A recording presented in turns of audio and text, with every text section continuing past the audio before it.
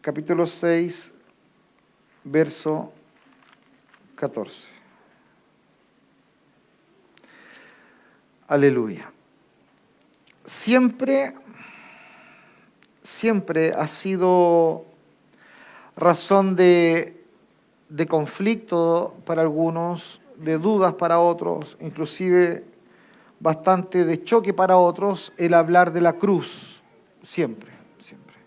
La cruz genera eso, esa situación un poco que nos hace reflexionar, nos ubica y nos hace repensarnos con respecto a muchas cosas. Amén. Dice la palabra, pero lejos de mí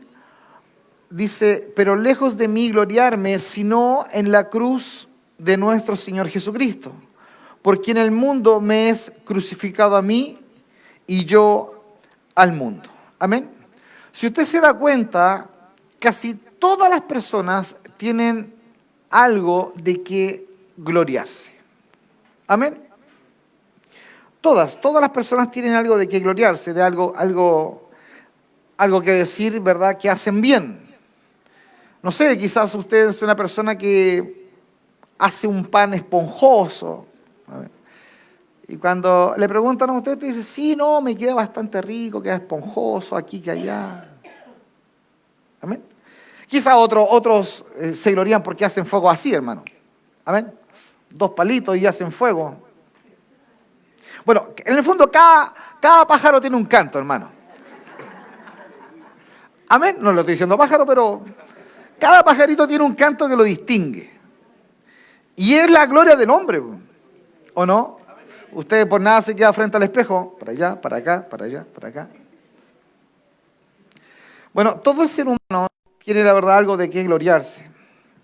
Y el corazón del hombre manifiesta pobreza cuando finalmente no encuentra la verdadera gloria. Porque toda gloria del hombre, absolutamente toda, se desvanece. ¿Sí? Si su gloria es su belleza, déjeme decirle que se va a desvanecer. Tarde que temprano se va a desvanecer. Si tu gloria es la capacidad de poder resumir y hacer cosas rápidamente con tu mente, ten la seguridad que en un momento de la vida, cuando tu curva ya no sea ascendente sino descendente, eso también se va a empezar a desvanecer. Toda gloria del hombre, absolutamente toda. Y por general, ¿cierto?, los hombres en algo se regocijan y muchos se regocijan de tal manera que llegan a ser ellos jactanciosos y llenos, ¿cierto?, de vanagloria, y llegan a un punto de arruinar su vida en esta vanagloria y se rodean de estos dolores, porque son verdaderos dolores, donde el alma pide y exige de alguna manera ser reconocida. Por eso si hay algo que duele y que incomoda, es precisamente el matar esta gloria, el aniquilarla, mutilarla. Algo que duele, porque, repito, todo hombre corre su propia carrera del reconocimiento. El joven estudia por un reconocimiento en una calificación de un examen. El universitario corre para titularse, ¿verdad?, y tener el fin, la meta, el premio de aquello. Los padres corremos por educar, ¿cierto?, y que sean hombres y mujeres de bien nuestros hijos. Todo el mundo corre en pos de algo, y finalmente ese algo provoca cierto grado de gloria. Pero podemos escuchar, ¿cierto?, al Señor diciéndonos a esa alma cansada, cristiana, amén, y cansada, podemos escuchar su voz diciéndonos, el que se gloría, gloríese en el Señor. ¿Alguien puede decir, entonces, pastor, no es bueno tener metas? No estoy diciendo eso, en absoluto. Si usted no tiene metas, usted es como un pequeño vagabundo que anda sin un norte claro, sin un rumbo definido. Usted debe tener un rumbo definido, un norte claro y debe tener metas, sin duda. ¿Quién no las tiene? El tema es que cuando dice la palabra, el que se gloría, gloríese en el Señor, nos está invitando a que todo lo que somos y todo lo que anhelamos ser, amén, sea puesto delante del Señor y reconozcamos que es Dios en nuestras vidas. Vivir para la gloria personal, en el fondo, es estar muertos en vida. El apóstol Pablo, con todo su saber humano, él podría haber llegado a ser un rabino sumamente honorable a los ojos de los demás. Sin embargo, en Filipenses, capítulo 3, verso 4 en adelante, él dice, escribe algo extraordinario. Dice la Escritura en Filipenses, capítulo 3, verso 4 en adelante. Si alguno piensa que tiene de qué confiar en la carne, él dice, yo más. Y empieza a dar su currículum. Amén. Él empieza a decir, circuncidado el 8º día. Es decir, cuando nací de chiquitito me tomaron, ¿cierto? Y me circuncidaron porque así dice la ley. Luego dice, del linaje de Israel, dice, de la tribu de Benjamín. De esa tribu soy yo, dice. Además, circuncidado. Hebreo de hebreos. Amén. Y en cuanto a la ley, yo soy de la línea de los fariseos, dice. Amén. Yo soy de esa línea. Estaban los saduceos, fariseos y otros más, pero yo soy de los fariseos, dice. Personas que amaban la ley y que hacían, ¿verdad?, más de lo que la ley pedía para perfeccionarla en algún grado, humanamente hablando. Bueno, dice, en cuanto a la ley, fariseo, en cuanto a celo, dice, yo perseguidor de la iglesia. Y en cuanto a la justicia que es en la ley, irreprensible. Repito, en cuanto a la justicia que es en la ley, irreprensible. Si había que circuncidarse al 8º día, ahí estaba yo circuncidando. Si había que guardar el sábado, ahí yo lo guardaba de sol a sol. Si no había que hablar con samaritanos, yo no les dirigía la palabra. Eso está diciendo. En cuanto a la justicia que es en la ley, de mí, nada, dice el apóstol, nada ustedes tienen que decir, porque yo cumplía todo lo que la ley decía. Bueno, él dice entonces, en resumen, que la religión judía aventajaba a muchos y que él gozaba de una alta estima por parte de sus colegas, camaradas. Pero dice, cuando Cristo llegó a su corazón, de sus labios brotó la más dulce rendición, dice la Escritura, de lo que él era, de sus dones, de lo que Dios podría haberle dado. Dice la palabra en Filipenses, el mismo capítulo 3, el verso 7 en adelante. Pero cuántas cosas eran para mi ganancia. Lo que él está diciendo en el verso 4, 5 y 6 era ganancia para él. Ser circuncidado al 8º día, irreprensible en cuanto a la ley, de fariseos. Dice él, por cuantos estas cosas para mí eran ganancia, yo las he estimado como pérdida por amor de Cristo. Verso 8, Filipenses capítulo 3. Y ciertamente aún estimo todas las cosas como pérdida por la excelencia del conocimiento de Cristo Jesús. Del conocimiento que ya entendemos como iglesia, que no es un conocimiento académico. Amén. Es un conocimiento de estar con Él, de conocerle a Él en la intimidad. Porque él ya era un hombre lleno de conocimiento, pero no de conocimiento revelado. Por eso el apóstol Pablo, ¿cierto?, es impactado por el Señor cuando él va con cartas a Damasco, persiguiendo a la iglesia. Y aparece Dios y él se le revela, Cristo se le revela. ¿Quién eres tú? Yo soy Jesús de Nazaret, a quien tú persigues. Dura cosa te he dar cosas contra el aguijón. ¿Qué quieres que yo haga, Señor? Esa conversión. Amén. Dice la Escritura, y ciertamente, verso 8, aún estimo todas las cosas como pérdida por la excelencia del conocimiento de Cristo Jesús, mi Señor, por amor del cual lo he perdido todo y lo tengo todo por basura para ganar a Cristo y ser hallado en Él, no teniendo mi propia justicia, que es por la ley, sino la que es por la fe de Cristo, la justicia que es de Dios por la fe, a fin de conocerle. Y el poder de su resurrección, y dice la palabra, y la participación de sus padecimientos, llegando a ser semejante a Él en su muerte. Bendito sea el nombre del Señor. ¿Cuántas cosas nosotros podemos considerar como ganancia? ¿Cuántas cosas nosotros hemos tenido en ocasiones, cierto? Como más importante que tenerlo a Él, que estar con Él, que pasar tiempo con Él. Nosotros, creyentes, muchas veces, sin darnos cuenta, caemos en este legalismo dentro de la iglesia. servimos al Señor, tenemos una vida sumamente activa, hacemos cosas para el Señor, pero pasamos poco tiempo con Él. Y es como si estuviéramos escuchando al apóstol Pablo decir, sí, mi salvación es por la justicia que yo pueda hacer, por mis obras. Y la verdad es que el descanso de todo creyente es de reconocer el poder, escucha bien, mutilador que tiene la cruz de Cristo. Amén.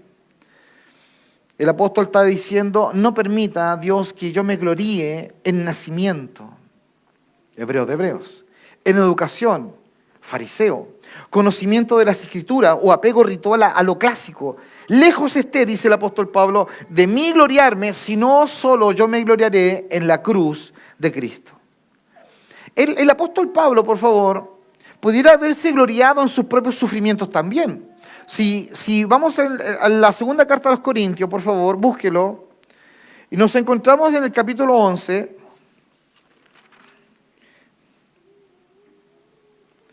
Del verso 23 en adelante. Dice la palabra, son ministros de Cristo, como si estuviera loco hablo. Yo más, dice. En trabajos, dice él, yo más abundante. Pablo no era flojo, escuche bien. Si es en servir en la obra del Señor, dice él, yo más abundante. Y en azotes, ni siquiera recuerdo el número. Amén. ¿Está leyendo, cierto? Repito, son ministros de Cristo, dice, como si estuviera loco hablo, dice. Yo más, en trabajo, dice, más abundante, en azotes sin números, en cárceles más, le gano a todos, dice. He estado preso más que todos, me han golpeado más que a todos, trabajo más que todos, en peligro de muerte, dice, muchas veces. Verso 24, de los judíos 5 veces he recibido 40 azotes menos 1, multiplique por favor. 3 veces he sido azotado con varas, 1 vez apedreado, 3 veces he padecido naufragio, 1 noche y 1 día he estado como náufrago en alta mar. Verso 26, en camino muchas veces, en peligro de ríos, peligro de ladrones, peligros de mi nación, peligros de los gentiles, peligros en la ciudad, peligros en el desierto, peligros en el mar, peligros entre falsos hermanos, en trabajo y en fatiga, en muchos desvelos, en hambre y en sed, en muchos ayunos, en frío y en desnudez. ¿Podría haberse gloriado en sufrimiento? Por supuesto. ¿Podría haberse gloriado en educación? Por supuesto. ¿Podría haberse gloriado porque él nació, cierto, israelita? Por supuesto. Otro motivo para gloriarse era lo que Dios había depositado en el apóstol Pablo en revelaciones, en visiones. Dice la palabra en 2 Corintios, capítulo 12, usted está ahí mismo, verso 1. Búsquelo, por favor. Dice la palabra desde el verso 1, 2 Corintios, capítulo 12, verso 1, dice, ciertamente no me conviene gloriarme, pero vendré a las visiones y a las revelaciones del Señor. Dice, voy a traer a la memoria esto. Y luego dice el verso 2, conozco a un hombre en Cristo que hace 14 años, está hablando de él, amén, está hablando de él. Y dice, conozco a un hombre en Cristo que hace 14 años, si en el cuerpo no lo sé, si fuera del cuerpo tampoco lo sé, Dios lo sabe. Fue arrebatado hasta el tercer cielo. Y conozco al tal hombre, si en el cuerpo fuera del cuerpo no lo sé, Dios lo sabe. Que fue arrebatado al paraíso donde oyó palabras inefables que no le es dado al hombre expresar. Verso 5. De tal hombre me gloriaré, pero de mí mismo en nada me gloriaré, sino en mis debilidades. Amén. Pablo era uno que tomaba el micrófono en la iglesia y decía, ¿saben qué? Soy débil. Oren por mí. No crean porque soy el apóstol, soy el pastor, yo no tengo debilidades. Él dice, yo soy débil y necesito sus oraciones. Dice, pero de mí mismo en nada me gloriaré, sino en mis debilidades. Verso 6. Sin embargo, si quisiera gloriarme, dice, no sería insensato, no sería loco lo que yo dijera. Porque diría la verdad, pero lo dejo, abandono aquello, para que nadie piense de mí más de lo que en mí ve u oye de mí. Verso 7, y para que la grandeza de las revelaciones no me exaltase desmedidamente, me fue, dice la palabra, dado un aguijón en mi carne, un mensajero de Satanás que me abofetee para que no me enaltezca sobremanera. Verso 8, respecto a lo cual 3 veces yo he rogado al Señor que lo quite de mí, y me ha dicho así el Señor, bástate mi gracia, porque mi poder se perfecciona en la debilidad. Más débil tú, más grande es el depósito para el poder de Dios. Luego dice, por tanto, de buena gana me gloriaré más bien en mis debilidades, para que repose sobre mí el poder de Cristo. Por lo cual, por amor a Cristo, me gozo en las debilidades, me gozo en las afrentas, me gozo en las necesidades, me gozo en las persecuciones, me gozo en las angustias. Porque cuando soy débil, entonces soy fuerte. Amén. Cuando estamos en un mundo donde todos nos dicen que debes ser fuerte y enfrentar tus problemas con coraje, amén, el Señor nos invita a que nos declaremos débiles para que cuando sea así, Él sea nuestra fortaleza. Por eso dice la palabra, lejos esté de mí gloriarme, sino en la cruz de Cristo. Esa gloria maravillosa, ¿verdad?, que la cruz de Cristo refleja. Que claro, no entendemos cuando nosotros no nos sumergimos en la palabra y nos detenemos a leer ciertos pasajes. Y vemos la cruz como un elemento solo de salvación.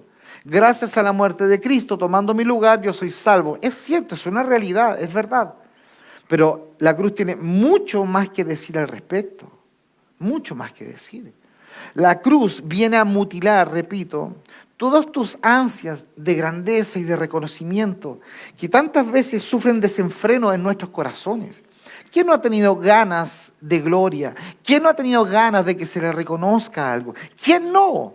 Si dentro de nosotros habita una naturaleza ávida y hambrienta de gloria.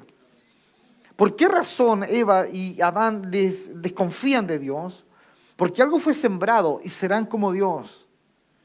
Eso dice tanta profundidad, tanto que decir. Serán como Dios, ya no van a necesitarlos. El consejo ustedes lo van a recibir de su propia experiencia, de su propio corazón. No va a haber, ¿verdad?, un límite para ustedes porque ustedes decidirán. El creyente muchas veces vive estas propias batallas en su interior, en su corazón, no dándose cuenta de que el elemento más perturbador para su alma es precisamente la cruz. Porque viene a eliminar, a matar y a mutilar aquello que tanto tropiezo nos hace. Que es la vida del ego, la vida del yo, la vida del reconocimiento, la vida de ser popular. Lejos esté de mí gloriarme, sino en la cruz de Cristo. La cruz, amén, de nuestro Señor es ante los ojos de los hombres la parte más vil y menos gloriosa de la historia de Cristo. La cruz. La parte más vil y menos gloriosa, amén, de la historia del Señor.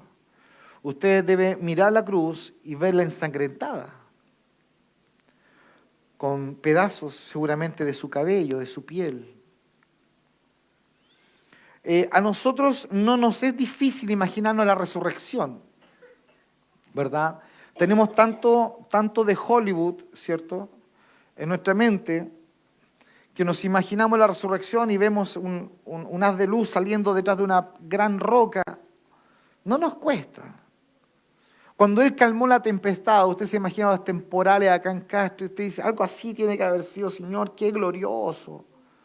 Viento levantándose y de pronto aparece el Señor haciendo enmudecer al viento, a la tormenta, caminando sobre las aguas. Usted dice, qué tremendo. No es fácil, hermano, alejarse de eso, es sencillo. Es sencillo poder imaginarlo y disfrutarlo. Pero imaginarnos al Señor, ¿cierto?, siendo golpeado, escupido, arrastrando, ¿cierto?, penosamente la cruz. Eso es difícil, eso es chocante. Usted no todo el día anda pensando en aquello. Usted no todos los días fija su mente en aquello. La verdad es que pensar en eso inclusive tiene cierto grado para algunos de retroceder, espantado. Porque no queremos ese cuadro. Queremos el cuadro de la resurrección. Queremos el cuadro de cuando las vasijas fueron convertidas en vino. Queremos el cuadro de la reproducción de los panes y los peces. Amén. El apóstol Pablo, hermanos, sabía entonces por revelación cuán gloriosa sería la segunda venida de Cristo, rodeado de ángeles. Amén. Pero él exclamaba y decía: lejos esté de mí gloriarme, sino en la cruz. Él tenía, según los pasajes que leímos, todo para haberse gloriado. Dice: conozco uno que estuvo en revelación, no sé si en visión, no sé si en sueño, Dios sabe, pero se le reveló esto y aquello. Yo, dice, educado, fariseo, irreprensible en cuanto a la ley, hebreo de hebreos. Y todo el resumen que hace de su propia vida y de lo que Dios le revela, él termina diciendo: si yo en algo he de gloriarme, va a ser en la cruz. Y dice él: y sabiendo que tengo batallas, estoy parafraseando, y sabiendo que tengo batallas, Dios pone en mí un aguijón, en mi carne, para que por si alguna razón algo se me va, este aguijón me recuerde que yo simplemente soy un hombre. Escúcheme bien, la más alta gloria del Evangelio es la cruz. ¿Por qué? Porque la cruz saca del centro al hombre. Amén. Si estuvo hermoso el retiro de niños y de jóvenes, declaramos que fue el Señor. Y cualquier ánimo, ¿verdad?, en los profesores de cierto grado de carnalidad, de agarrar un poquito de gloria de aquello, aparece la cruz. Y le dice: no, tú estás muerto. El sentido de la cruz es precisamente darle la gloria al Señor por la obra redentora en medio de personas tan débiles como nosotros. Mire, si la historia de la gracia, hermano, comienza más temprano y va un poco más allá, pero en el punto medio de esta historia está la cruz. Porque Él vino a salvar personas que no querían ser salvadas. Nosotros no queríamos ser salvados. Ni siquiera teníamos la idea, la noción de que necesitábamos ser salvados. Y cuando Él nos tocó y nos salvó, fuimos tan felices. Pero en el caminar empezamos, hermano, a corcovearle al Señor. ¿Cuánto le han corcoveado al Señor? Levante su mano, sin vergüenza. Sin vergüenza, levántela. ¿Quién no le ha corcoveado al Señor? Y usted le pega pero Señor, y usted es ofendido, y usted tiene que pedir perdón, y usted dice: pero si yo fui el ofendido. Cuando la cruz se revela con su gloria, con su poder, el hombre disminuye. Y cuando el hombre disminuye, se manifiesta Cristo. Por eso Juan tan hermosamente lo dice: llegó el momento en que yo mengüe. Ya no me sigan a mí, chiquillo, le dice a sus discípulos, síganlo a Él. Llegó un momento en que yo desaparezca, yo tengo que menguar. Y Dios nos dice exactamente lo mismo. Y como el hombre no tiene, escuche bien, la propia iniciativa de desaparecer y más encima tener frutos de querer desaparecer, aparece la gloriosa cruz para mutilar nuestras vidas, para invitarnos. Nosotros miramos la cruz y decimos: uy, qué linda. Sí, la cruz es una invitación para que te subas a ella y para que tú seas crucificado juntamente con Cristo. Esta cruz es el eje o es la bisagra de dos eternidades, de los decretos del pasado, es decir, de tu condenación y de las glorias futuras. Es la bisagra, es el punto medio, es lo central. Por eso el término, la cruz, incluye primero lo que sucedió en la cruz, amén, la obra de rescate. En segundo lugar, incluye la doctrina de la cruz. Y en tercer lugar, incluye la cruz de la doctrina. Amén. Dice el libro de Deuteronomio, capítulo 21, verso 22 y verso 23. Dice la palabra: si alguno hubiere cometido algún crimen digno de muerte, y lo hiciereis morir, y lo colgareis en un madero, dice el verso 23, no dejaréis que su cuerpo pase la noche sobre el madero, sin falta lo enterrarás el mismo día, porque maldito por Dios el que es colgado. Amén.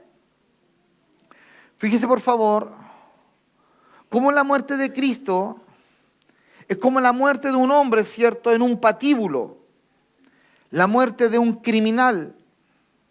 Cómo Cristo fue condenado literalmente sobre un madero, lo que era, a la luz de la Escritura, en el Nuevo Testamento y el Antiguo Testamento, una muerte maldita.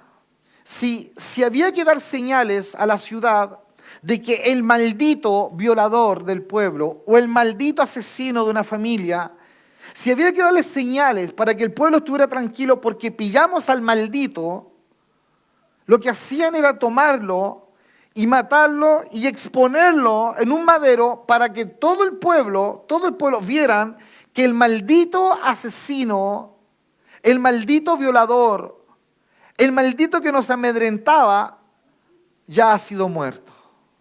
Amén. El sentido de exponerlo en un madero y levantarlo era mostrarle al pueblo de que las autoridades habían hecho, ¿verdad?, lo correcto para que ellos estuvieran tranquilos. Ese era el sentido. Bueno, entendiendo esto, lo maldita que es esta muerte, uno lee al apóstol Pablo y se da cuenta cuán solemnemente y preciosa, ¿cierto?, manera él manifiesta lo que ha ocurrido. Y él le llama la cruz de nuestro Señor Jesucristo. Dice, la gloria de la cruz. En comparación a lo maldita, ¿cierto?, que ella estaba estipulada por la ley de los judíos. Ahora bien, en contraste a la cruz de nuestro Señor Jesucristo, Él no es un Señor sin súbditos, pues es nuestro Señor, amén, ni es un Salvador que carece de salvados, pues Él es nuestro Señor Jesús. Y si alguien que tiene la unción tan solo para sí, pues todos participamos de su unción celestial porque Él es nuestro Señor. Es decir, en todo Él es nuestro y así también fue sobre la cruz. Dice la Escritura, Él llevó, dice la palabra, en su cuerpo sobre el madero nuestros pecados. Amén. Por eso, cuando uno piensa en la cruz, uno debe comprender qué buscaban, cuál era la idea, cuál era la intención. Cristo fue muerto como un delincuente. Amén. Fue expuesto para que todos vieran que aquel que decía ser Dios, aquel que agitaba las multitudes, aquel que si se iba a un monte lo seguían 5.000 hombres, de una vez por todas estaba muerto. Esa era la intención. Ahora, repito, Él nos toma y nos pone también en esta cruz, y en esta cruz, y desde ella, constantemente, Él ministra nuestras vidas. ¿Por qué razón? Porque todos los días nosotros vivimos esta propia lucha interna de querer manifestar nuestra vida del ego, nuestra vida del yo. Por eso se hace tan necesario que el creyente, el cristiano, conozca esto. Si nosotros nos olvidamos de la obra de Cristo en la cruz, desde el punto de vista de cómo esta cruz mutila y solamente nos quedamos bajo el objeto de salvación, el hombre va a creer que ha sido salvo para correr su propia carrera. No, el hombre ha sido salvo precisamente para entrar ahora en un trato con Dios, donde Dios viene ahora a tratar con él en su interior, en su vida cotidiana. Por eso la conversión es el primer paso, el nuevo nacimiento. Pero usted no sabe con lo que se va a encontrar después con Cristo. Es como el bebé que nació y encuentra una voz suave y cálida, que es la voz femenina, que es la voz de la mamá, y de pronto aparece una voz ronca, y es la voz del papá, y él distingue voz y va creciendo, y él cree que todo es jugar, hermano. Y empiezan a crecer, ¿verdad? Los más chiquititos, los Dieguitos, los Samuelitos, y la hija de la Iri, y otros más chiquititos. Ellos creen que todo es jugar. Se levantan para jugar, ¿usted sabía eso? Y se duermen jugando. Se duermen jugando con el pelo de la mamá y se duermen. Y cuando despiertan, ellos despiertan para jugar. Bueno, hay mucho creyente que vive así, hermano. Que cree que el evangelio es eso. Y es la puerta, ¿verdad? De entrada amorosa que Dios nos ofrece. Una salvación tan grande. Bendito sea el Señor. Pero en este proceso de este desarrollo cristiano aparece precisamente esto, la doctrina de la cruz. El conocer el hecho relevante de la obra de Cristo en la cruz. ¿Por qué muere cargando mis pecados? Perfecto. ¿Y por qué el apóstol Pablo dice que yo estoy con Él juntamente crucificado? ¿Qué está crucificando? Está crucificando tu vida del yo, tu vida del ego. Tu vieja naturaleza que constantemente quiere oponerse a la vida pura que Dios ha puesto en nosotros. A su pureza, a su belleza.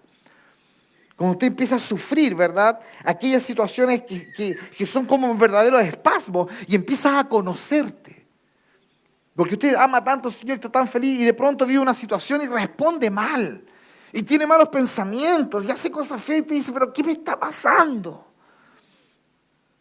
Es esa vida del ego, del yo, es aquella vieja naturaleza que tú le das rienda para que ella pueda hacer conforme a su deseo. Y alguien dice, pero ¿cómo detengo esto? Para eso apareció la cruz. Para matar aquello. Hay un asesino a quien liquidar.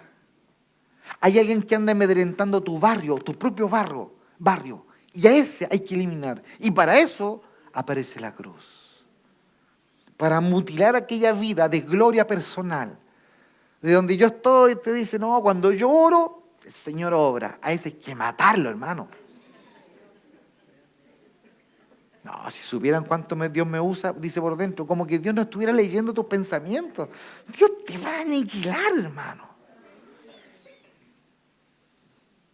Por eso era tan linda la obra que el Ministerio de Niños presentó a los leoncitos y a los Dalley, ¿no? De ese trono, ustedes vieron las fotos, de ese trono blanco que se hizo acá y que había un camino que estaba cortado. Y el único camino, la única forma de poder alcanzarlo es a través de la obra que hace la cruz del Calvario. Por eso, más que hermano, que colgártela aquí, tú crucifícate a la cruz.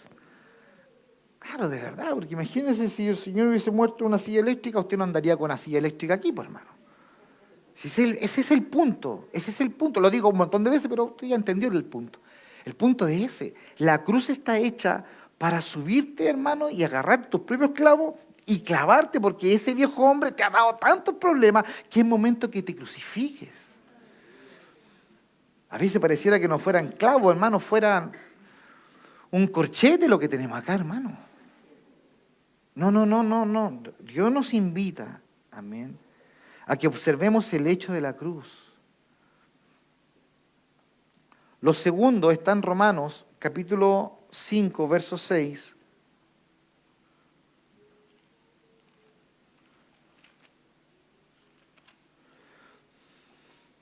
Y tiene relación con la doctrina, amén, de la cruz. Es locura, ¿verdad?, a los que se pierden. Pero a los que se salvan, esto es a nosotros, es poder de Dios. Amén. El Evangelio es locura a los que se pierden. ¿Qué estás haciendo tú a esta hora en la iglesia? 1:15. Así piensan tus familiares, ¿no? ¿Y de dónde te viene a meter un retiro? ¿Qué hacer ahí? 1 día, 2 días, vámonos al campo. Y usted dice, no, es que yo quiero estar con el Señor. Y sale la serpiente, pero si Dios está en todas partes, cuñadita. Ayer es cuñadita. Tú insistes, no, me voy a ir al retiro yo. Ya, se fue esta otra. Dejaste de ser cuñadita, eres la otra ahora. Así es la serpiente. ¿Usted puede distinguir a la serpiente en medio de sus colegas? ¿De verdad? No es que ellos sean, es la voz de la serpiente. A veces nuestras propias familias, los más cercanos a veces, padres, amigos, hermanos de sangre, porque no entienden, porque Dios no se ha revelado. La locura, amén, para ellos es que ellos se van a perder. Para nosotros, a los que no hemos sido salvos, esto es poder de Dios. Es la doctrina de la expiación. La doctrina, ¿verdad?, de que Él, nuestro Señor, fue hecho pecado por nosotros. Aleluya. Y que Cristo fue ofrecido una vez para llevar los pecados de muchos y que Dios lo ha ofrecido en propiciación por nuestros pecados. Yo le decía a usted en el sermón anterior, lo más terrible del Calvario es la ira de Dios sobre su Hijo. Es lo más terrible. Te puede decir, no, el sufrimiento de Cristo. No, lo más terrible es la ira de Dios. Están preparados los juicios de ira de Dios sobre el mundo. La ira de Dios sobre su Hijo Jesucristo es lo más terrible del Calvario. La doctrina de la cruz involucra que nosotros hemos sido beneficiados por la expiación. Que Él, ¿verdad? Él, nuestro Señor, tomó nuestros pecados, los puso sobre Él, puso las enfermedades y puso el dolor sobre Él, no teniendo por qué. Romanos 5, verso 6 dice, porque Cristo, cuando aún éramos débiles, a su tiempo murió por los impíos. Amén. Porque Cristo, cuando aún éramos débiles, no es que usted se preparó para, no, cuando usted estaba en delito y en pecado. Me gusta mucho la mujer samaritana cuando el Señor le dice, y el que tienes en casa, ese tampoco es. Y ahí nosotros estábamos iguales. Nosotros estábamos exactamente iguales, estábamos en la misma condición, porque dice la palabra cuando aún éramos débiles y estábamos en nuestros delitos y estábamos en pecado, así estábamos. Ni siquiera veíamos lo que hacíamos y cuando Él puso una gota de su gracia, vimos y miramos nuestro mundo oscuro como una cueva, hermano, llena de murciélagos, lagartos y bichos extraños, porque así era nuestra vida. Cuando Él alumbró, estos pájaros salieron, hermano. Y esa luz vino a quedarse para siempre. Y cada vez, ¿verdad? Esa luz va penetrando más. Y la idea de este sermón es que esta luz penetre aún mucho más en tu corazón. Y aquel rinconcito donde tú todavía sentís esa palabra, abro comillas, profética que dice gran siervo, gran sierva, la profeta y la voz a las naciones. Y toda esa cantidad de cosas que se dicen a veces en los púlpitos. Que todavía tú guardas tu rinconcito de ego y lo cuidas como si... Bueno, la idea es que la palabra alumbre hasta ahí. Y sueltes todo aquello. Y que tú comprendas que tu gloria es la cruz. ¿Cuántos dicen amén? Amén. La gloria nuestra es la cruz. Si el apóstol Pablo siendo judío, si el apóstol Pablo, hermano, siendo fariseo, si el apóstol Pablo circuncidado el octavo día, si el apóstol Pablo irrestricto en el cuidado de la ley, si el apóstol Pablo estuvo en el cielo, si el apóstol Pablo se le reveló el evangelio de parte del Cristo glorificado, no el que vio Pedro, amén.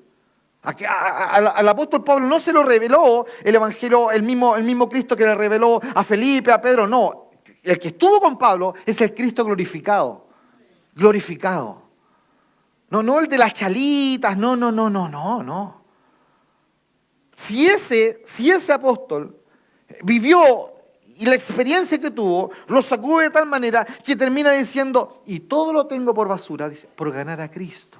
Si en algo de gloriarme, me voy a gloriar en la cruz. Y eso es lo que nosotros tenemos que hoy día comprender. Salir de este lugar diciendo, estoy hablando puras cabezas de pescado, cada vez que hablo es pura carne nomás, para que me digan, oye hermano, que habla bonito, oye hermano, que canta lindo, oye hermana, que linda su clase. Usted está esperando que le pongan un like ahí, ¿cierto? Cuando usted habla, un like, me gustó. Y vive el del me gustó. Usted tiene que salir de acá diciendo, Señor, he sido pura carne, Señor. Crucifícame.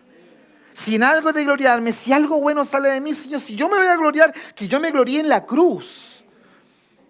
Y harto trabajo, tiene que decir usted, y harto trabajo que Cristo tiene conmigo. Harto trabajo. Porque constantemente me bajo de la cruz y Dios me da luz y me doy cuenta que otra vez metí los pies y otra vez me subo a la cruz. Es una obra constante. Usted no puede decir, no, me convertí, yo estoy hermano, ahí. Rumbo al estrellato, hermano. No piense eso, usted se va a estrellar, hermano. Yo pienso en David cuando es ungido y derriba al gigante. Yo me imagino si eso no se ocurrió a nosotros, hermano. Imagínense, viene el profeta, agarra el cuerno de Samuel y lo vierte sobre usted. Y usted tiene fama por cuidar ciertas ovejas y liquidar al león, al oso. Y se encontró un paladín y más encima le puso un piedrazo y lo derribó, hermano. ¿Cómo estaríamos nosotros, hermano? No pisaríamos el suelo, hermano. No sé, ¿cómo estaríamos? Por eso Dios conoce tan bien al hombre, incluyendo a David, que después de aquello, pensando que quizá era el salto a la fama, después de todo eso, viene persecución. Y por más de 20 años huye. Porque hay sobre él sentencia de muerte de parte del rey Saúl, porque lo odiaba, le tenía envidia. Entonces a veces nosotros creemos que nadie estuvo fuera de esto. No, hermanos. ¿Usted cree por qué estaba cojo Jacob? Dios siempre mutila la carne. Siempre. Siempre mutila la carne. Él siempre va en contra de la carne. Siempre. Siempre. Por eso el apóstol Pablo le puso Pablo, que significa pequeño. Que cuando te llamen te van a decir pequeño. Y cuando te enfrentes al mundo griego, amante de la sabiduría, el entendimiento y la belleza, y digan a ver qué pasa el expositor de los judíos, y va a pasar tú, po. Más encima con un aguijón en la carne. Algo que te debilitaba delante de los hombres, que te menoscababa. Los eruditos aún no se decían qué es lo que es, pero puede haber sido un ojo medio sequito, otros dicen una joroba, hasta un tiqui, quizás ahí un labio. ¿Me entiende usted? Había una situación que lo disminuía. Y el Señor pone ahí mismo en la llaga, dice, y te vas a llamar de ahora en adelante pequeño. ¿Cuáles son las señales que da la Escritura? Bueno, que Él nos quiere atomizar. ¿Por qué dice la palabra? Diga al débil, fuerte soy. Porque Él te quiere debilitar. ¿En qué? En tus fuerzas naturales. ¿Cómo? A través de la cruz. Es la obra de la cruz la que viene a mutilar tu ego, tu yo, tu vida personal, de reconocimiento, el gran siervo, el gran profeta y todos los grandes hermanos, que no existe ni uno, hermano. Si usted es un gran siervo, usted deja de ser siervo. Los grandes son grandes y los siervos son esclavos.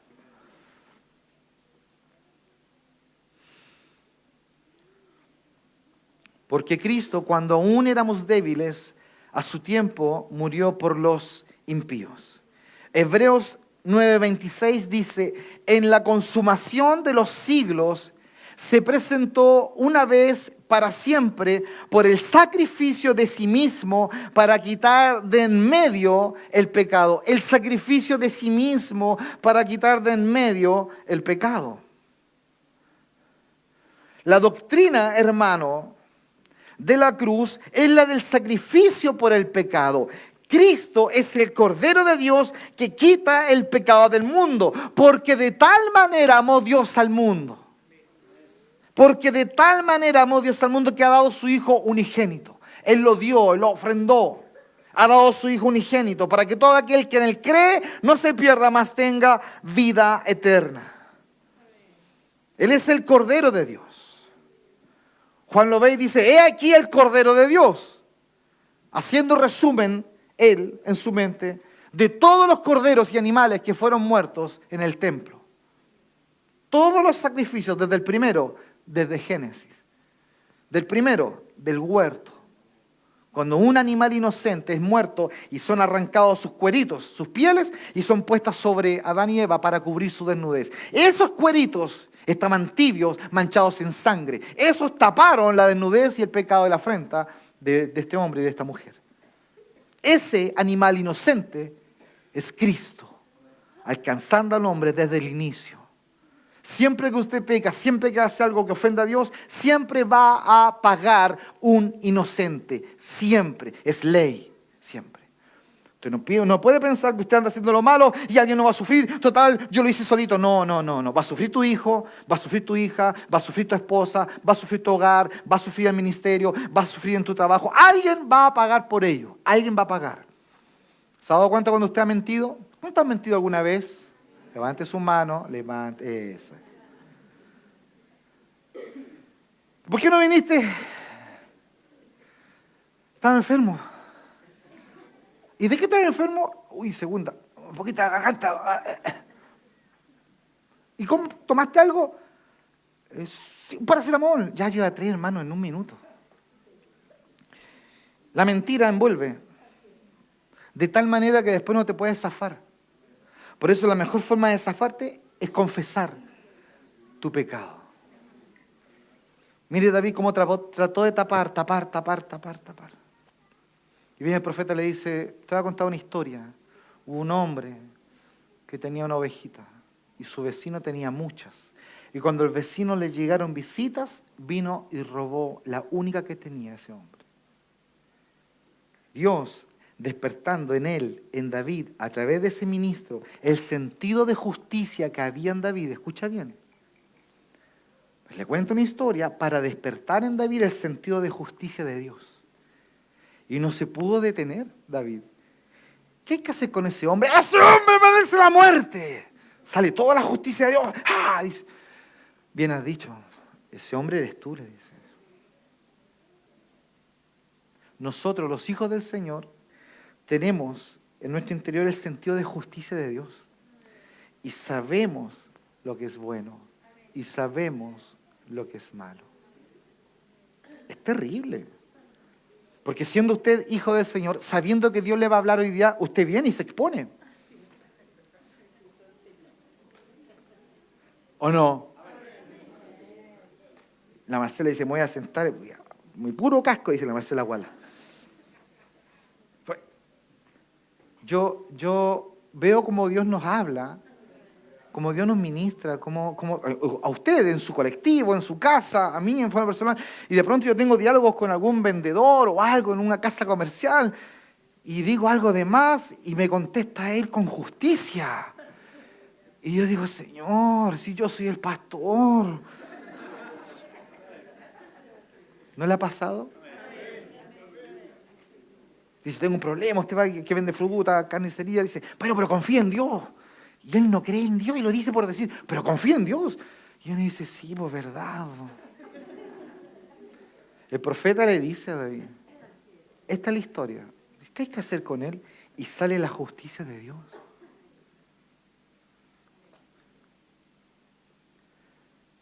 Dice la Escritura que la justicia de Dios ha sido satisfecha en la muerte de Cristo, en la cruz del Calvario. Había hambre en Dios de castigar lo malo, porque Él es justo. Amén. Él vio el pecado de Chaldo, de Bernabé, terrible. José, Javier. Y había que enviar la ira justa. Y se encuentra con Cristo.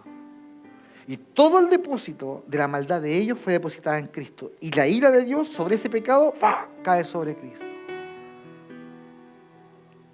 Y dice la palabra que su justicia fue satisfecha.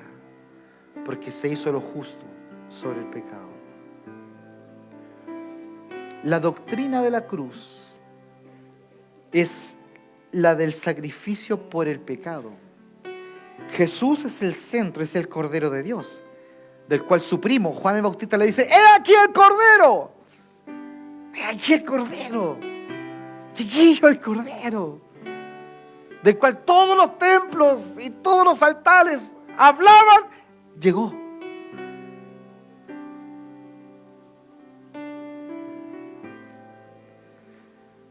Es la doctrina que se ha hecho expiación plena. La doctrina de la cruz es donde tú no tienes nada que hacer. Él lo hizo. Se ha pagado el rescate con el precio máximo. Gálatas 3:13 dice, Cristo nos redimió de la maldición de la ley. Él va a Deuteronomio, el apóstol Pablo está citando Deuteronomio. Cristo nos redimió de la maldición de la ley. Aquella que hablaba, ¿cierto? En Deuteronomio, de eso está diciendo. Hecho por nosotros maldición. Porque nosotros la quebrantábamos. Porque escrito está, maldito todo el que es colgado en un madero. Por eso en Cristo sobre la cruz vemos al justo muriendo por los injustos. Todos dicen amén. ¿Para qué? Para llevarnos al Padre. Ahí vemos al inocente llevando las culpas de los culpables para que nosotros pudiéramos ser perdonados y aceptados, para que fuéramos justificados por la obra redentora de Cristo. Yo le decía a usted en un sermón anterior, ¿cuántas veces nos mandaron a buscar? Quizás usted de los apoderados. Y usted siendo alumno de los papás, no estoy hablando de los adolescentes, también para que aquí se froten las manos los jóvenes. ¿Cuántas veces a nosotros los padres, como alumnos, tuvimos que llegar a nuestra casa y no hallábamos cómo decirle al papá? Bueno, a mí me pasó, hermano. No hallábamos cómo decir, papá, hay que ir a la inspectoría. ¿Para qué sería? Para justificar. ¿Justificar qué, hermano? Era justificar lo injustificable. No había forma de justificar que usted le puso un chicle, hermano, a la libreta de notas. No había forma de justificar qué había sido usted. Entonces tenía que venir el papá a justificar lo injustificable. Cristo justificó lo injustificable. Porque la cruz, la muerte de Cristo no está diciendo que usted no pecó.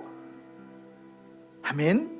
No está diciendo mi hijo no pecó, no hizo lo malo. No está diciendo eso el sacrificio de Cristo. El sacrificio de Cristo en la cruz está confirmando lo malo que tú fuiste. Eso está haciendo. Por eso es una muerte que viene a expiar nuestro pecado y a la vez nos viene a dar una nueva vida. Por eso no nos avergonzamos, sino que tenemos corazones agradecidos. Todo aquel que cree en Cristo es justificado de todo pecado. Que todo el que confía en el Señor, hermano, es perdonado, justificado y es aceptado en el amado. Juan capítulo 3, el Evangelio de Juan capítulo 3 verso 14 dice: y como Moisés levantó la serpiente en el desierto, así es necesario que el Hijo del Hombre sea levantado, para que todo aquel que en él cree no se pierda, mas tenga vida eterna. ¿Era necesario que fuera levantado? Era necesario. Por eso Romanos 9 dice: así que no depende del que quiere ni del que corre, sino de Dios, que tiene misericordia. Porque no es con ejércitos, no es con fuerzas, es con mi Santo Espíritu, dice el Señor. Por eso la salvación, que es tan completa, que es total, que es absoluta, no es por obra, no es por ceremonia, no es por una liturgia, sino que es sencilla y únicamente por creer en la obra redentora de Cristo. Aceptar su justicia, ya que ésta está cumplida en su totalidad mediante el sacrificio perfecto de Cristo.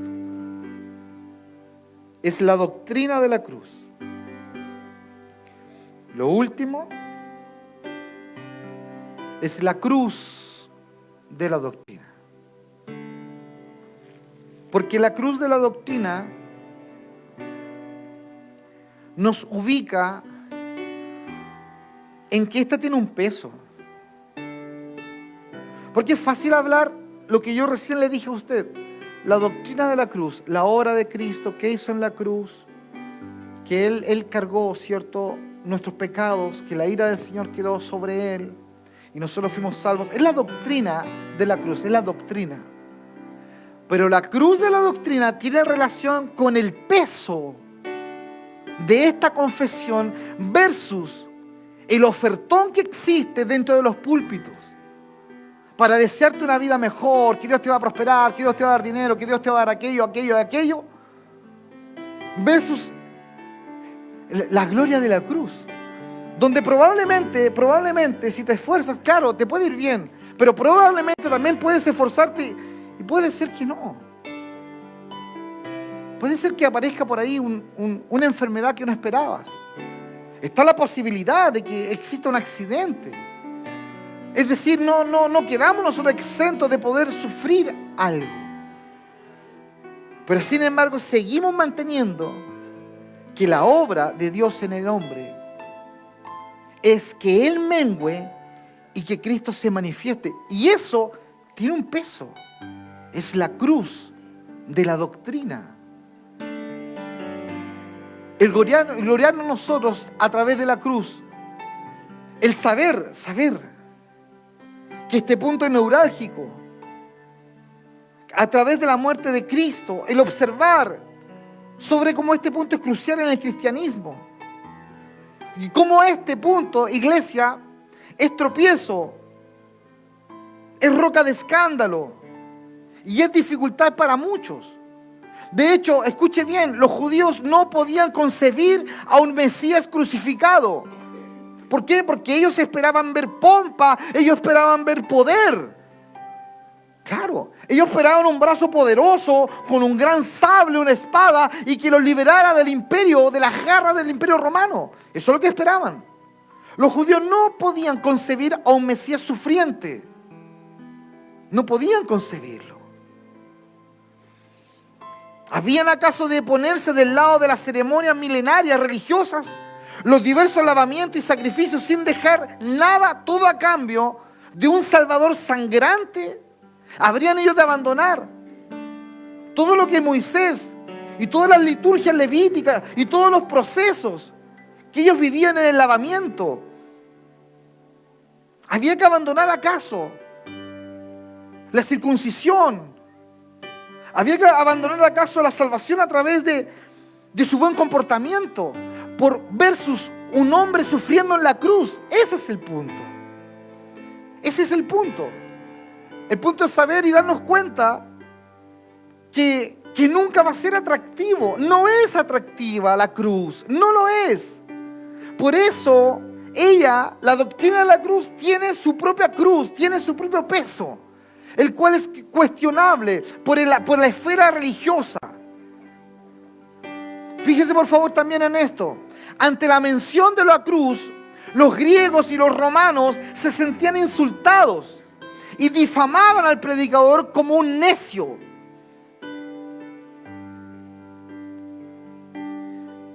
Los apóstoles, proclamando un hecho simple que podía ser entendido por un niño, pero estos hombres llamados sabios no lo lograban resistir. Y te digo una cosa, este mundo tampoco logra resistirlo. Y peor aún, muchas iglesias no logran resistir el evangelio de la cruz. No lo logran resistir.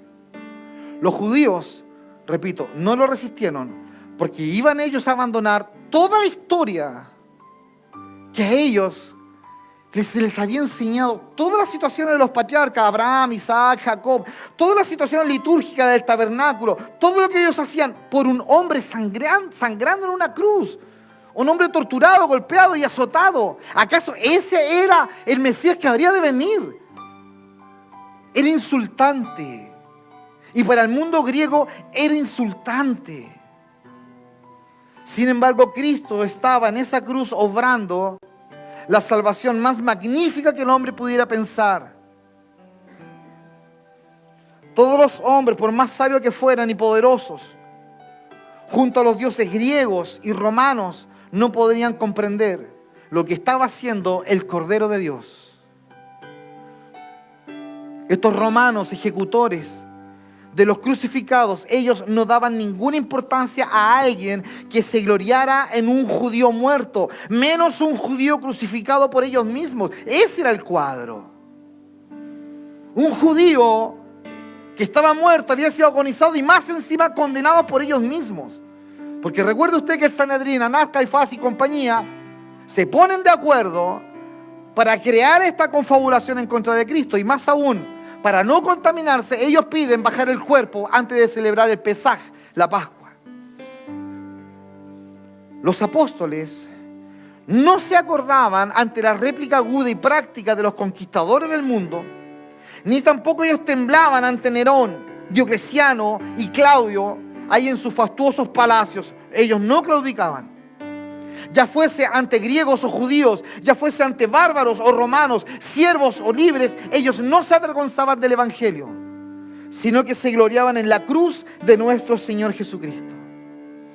La pregunta es, ¿en qué otra parte puede la justicia de Dios verse con tanta claridad como en la muerte de Dios mismo en la persona de su amado Hijo? Por eso hoy día nosotros debemos entenderlo. Si el Señor mismo sufre a causa de la ley quebrantada, entonces la majestad de la ley ha sido honrada a lo sumo. El juez que multó a su propio hijo, aquel que no le dejó pasar aquella situación, esa infracción, ese juez está honrando sus propias palabras.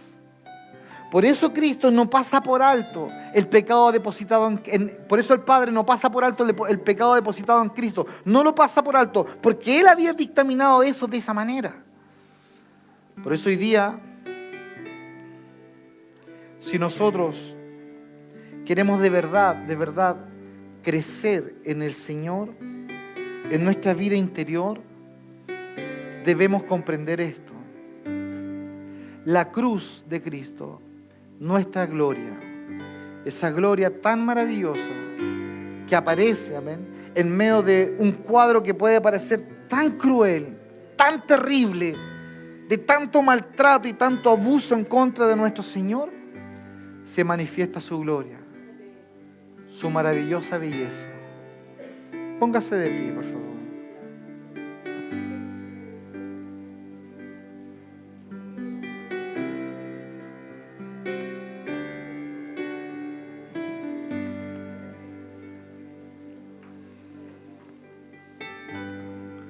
Dice la palabra: mas Dios muestra su amor para con nosotros, en que siendo aún pecadores, Cristo murió por nosotros.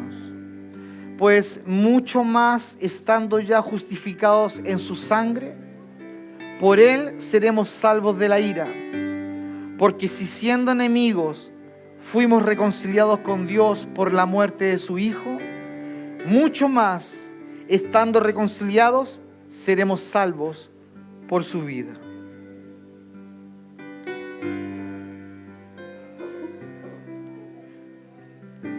¿Cuánto desconocimiento hay de la obra de Cristo en la cruz?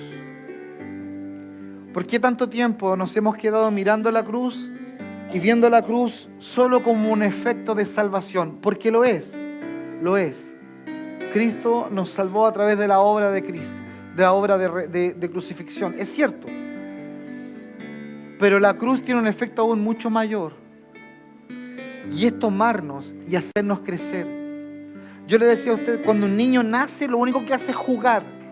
Pero hay un momento donde el papá y la mamá le exigen hábitos. Y el niño debe lavarse la carita, cepillar sus dientes, ir al jardín, cumplir ciertos hábitos de conducta, ciertos límites, respetar la autoridad. Y luego el niño está en la enseñanza básica y empieza a desarrollarse con un entorno. Y luego el niño está en la enseñanza media y empieza a vislumbrar un futuro. Porque todo papá quiere que el hijo crezca y se desarrolle. Lo mismo ocurre en el Evangelio. Tú no puedes quedarte mirando la cruz solamente como efecto de salvación, porque lo es cierto, si no digo lo contrario, es. Pero aparte de eso, es lo neurálgico para que tú puedas crecer y desarrollarte, entender que la cruz ha venido a mutilar aquella vieja naturaleza que tanto detiene y frena tu desarrollo cristiano. Porque el desarrollo cristiano no está dado por los dones. Escuche bien. No está dado por los dones. El desarrollo cristiano está dado por el fruto. Por el fruto. Y el fruto no es algo que usted va a buscar a un seminario. No. El fruto no es algo que usted va a buscar a un instituto bíblico. El fruto es parte de un proceso, de un desarrollo en la vida del creyente cuando el creyente entra en conflicto. Conflicto consigo mismo, conflicto con el compañero, y se da cuenta que de él debe emerger vida cristiana. Debe manifestarse lo que tanto confesamos. Y esa pugna y esa lucha usted la debe tener. La va a vivir. Y se va a enfrentar consigo mismo, donde ya no va a haber oraciones como: Señor, dame unción, dame poder, que cuando yo hable todos lloren. Usted se va a dar cuenta que son oraciones de niños. Porque la verdadera oración está dada en base a decirle al Señor: Señor, forja en mí tu carácter. Tu carácter. Y la cruz es determinante para mutilar lo carnal tuyo y que quede en libertad la vida espiritual que Dios desea que fluya en nosotros. Vamos a orar. Padre, te damos gracias. Gracias por tu amor y tu fidelidad. Gracias por hablarnos y enseñarnos que tú estás más preocupado de debilitarme versus que yo me fortalezca en mis propias fuerzas. Señor, debilítanos en nuestras fuerzas. Padre, haz que abandonemos nuestros mecanismos de defensa. Argumentos, Señor, naturales que hemos levantado por la experiencia que llevamos dentro del mundo evangélico o de la iglesia. Argumentos que hemos levantado, Señor, para de alguna u otra manera, Señor, nosotros confirmar nuestros propios actos. Señor, permite